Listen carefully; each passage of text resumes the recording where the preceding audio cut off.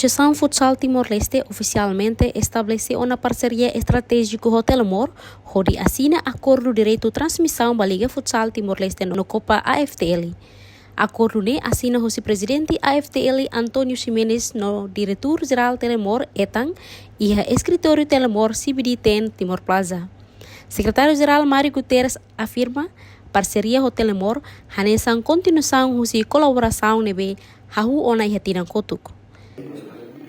Agradecer ao Telemor também beler fiera AFTL no para beler além de sustenta serviço operacional secretário da AFTL né.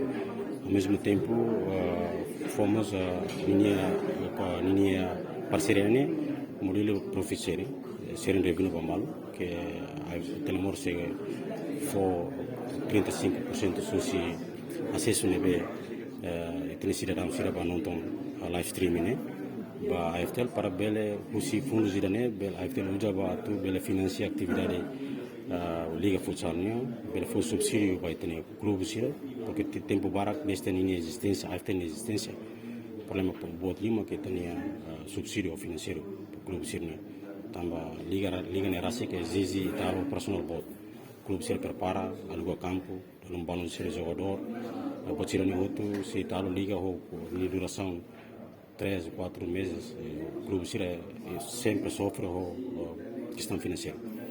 E a ocasião hanesan, gerente serviço digital Telemor Niang, Nguyen Duc Minh, afirma decisão empresa Niang onde for apoio para futsal nacional, mais husi, público nie entusiasmo makas para esporte ne. Telemor se apoio atividade de promoção oi colabora com mídia, no fornece apoio financeiro, recurso humano, técnico no plataforma digital Sira Hodi, assegura que a parceria se for benefício para desenvolvimento futsal nacional. So that's why I think maybe the futsal got very popular in Timor, and when we compare the ranking of Timor with another country like in Asia or the world also.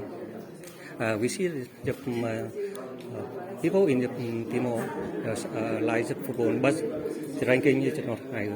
So that's why when we move from the telco to the, some another business, we see the futsal is suitable with the for Timor. So when we launching the Timor TV, yeah, we cover all the network in the Timor. So when the customer in the rural area want to watch football, but not have anyone media for the live stream or provide this content to the remote area. So that's why the purpose of this corporation, we want to provide the content and improve the futsal in Timor to another world and provide content to the Timorese in our area and like overseas and rural area also.